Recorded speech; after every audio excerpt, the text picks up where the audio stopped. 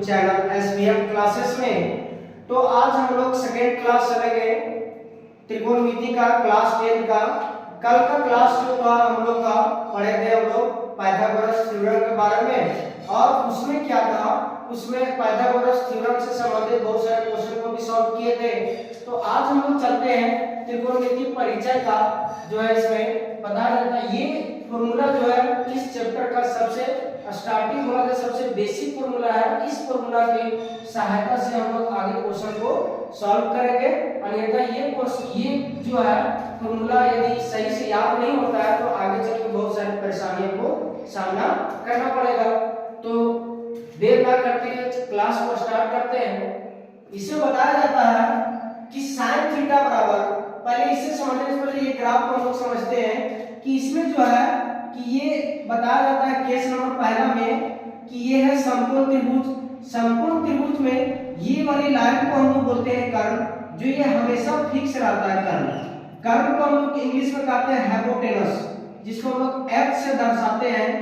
इसमें जो है अब ये है लंब, लंब को हम लोग P से दर्शाते हैं और आधार को हम लोग B से दर्शाते हैं। B से होता है बेस, P से होता है परपेंडिकुलर। इसे बताया जाता है कि यदि थीटा को इस जगह पे रखा जाए तो इसके अपोजिट वाले साइड को हम लोग लंब मानते हैं, जिसको हम लोग कहते हैं परपेंडिकुलर। ठीक है, तो इसमें जो है ये परपेंडिकुलर लंब जो है ये थीटा के सामने है।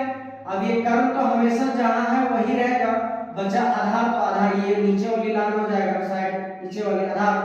अब एक केस में हम लोग देखें थीटा यदि हम यहाँ रखते हैं तो इसके सामने वाला लंब होता है। तो ठीक इसके दूसरे केस में क्या होता है कि यदि थीटा को इस जगह पे रखते हैं तो इस जगह, अब देखिए इसमें जो है कि cos थीटा का उल्टा होता है sec थीटा, sec थीटा का उल्टा होता है cos थीटा। अब इसी प्रकार इसको देखा जाए कि ये जो होता है tan थीटा बराबर होता है लंब बटा आधार। तो इसी का देखा जाए cot थीटा में भी होता है आधार बटा लंब। तो ये दोनों एक दूसरे के अपोजिट मतलब उल्टा है, तो इसको कह सकते हैं कि tan थीटा का उल्टा होता है cot थीटा और cot थीटा का उल्टा होता है tan थीटा।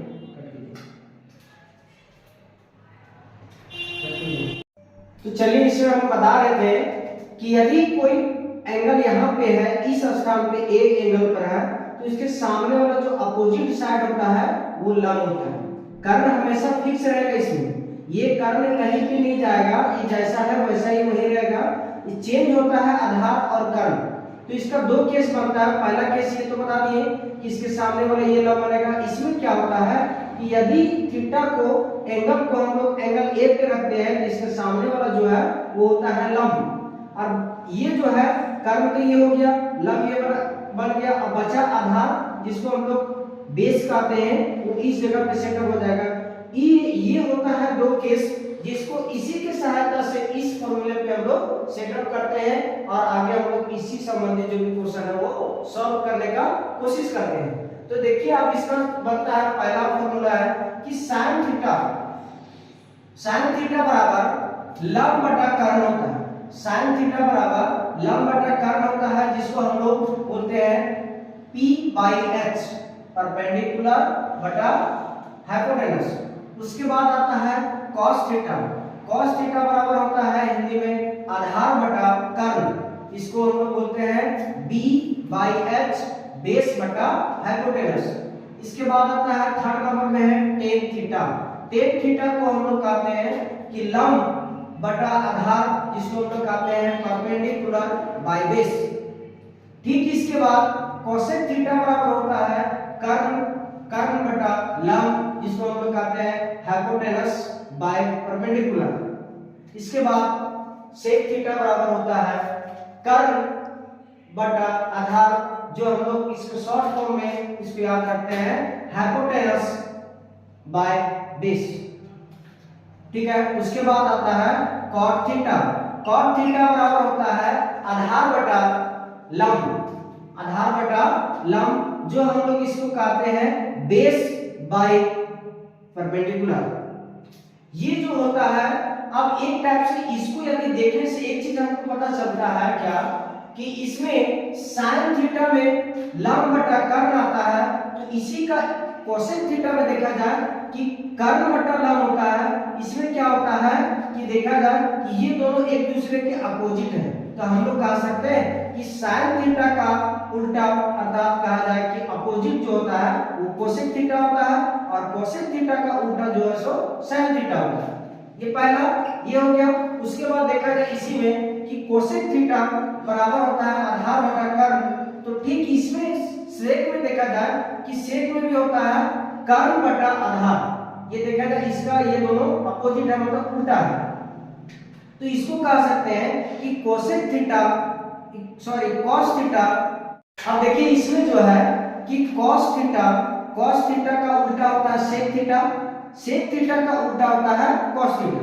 अब इसी प्रकार इसको देखा जाए कि ये जो होता है टेन थीटा बराबर होता है लंब बटा आधार, तो इसी का देखा जाए कॉट थीटा में भी होता है आधार बटा लंब, तो ये दोनों एक दूसरे के अपोजिट मतलब उल्टा है, तो इसको कह सकते हैं कि टेन थीटा का उल्टा होता है कॉट थीटा और कॉट थीटा का उल्टा होता है टेन थीटा।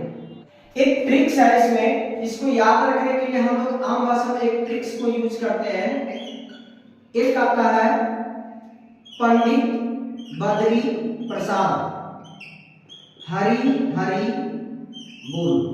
इसमें क्या होता है, इसको याद करने के एक्चुअली ये होता नहीं, एक आसान तरीका हम लोग याद करने का इसको बनाया गया है कि इसमें क्या होता है परपेंडिकुलर बटा हाइपोटेनस। इसमें देखा जाए ये किसका है, ये तो साइन का है, साइन थीटा का है, तो साइन थीटा का है, तो इसमें जब देखा जाता है तो ये देखिए कोसेक थीटा में भी क्या होता है, कॉस थीटा में होता है p बाई h, तो इसी का उल्टा है, तो मतलब ऊपर से साइन थीटा और ये नीचे वाला क्या हो गया कोसेक थीटा।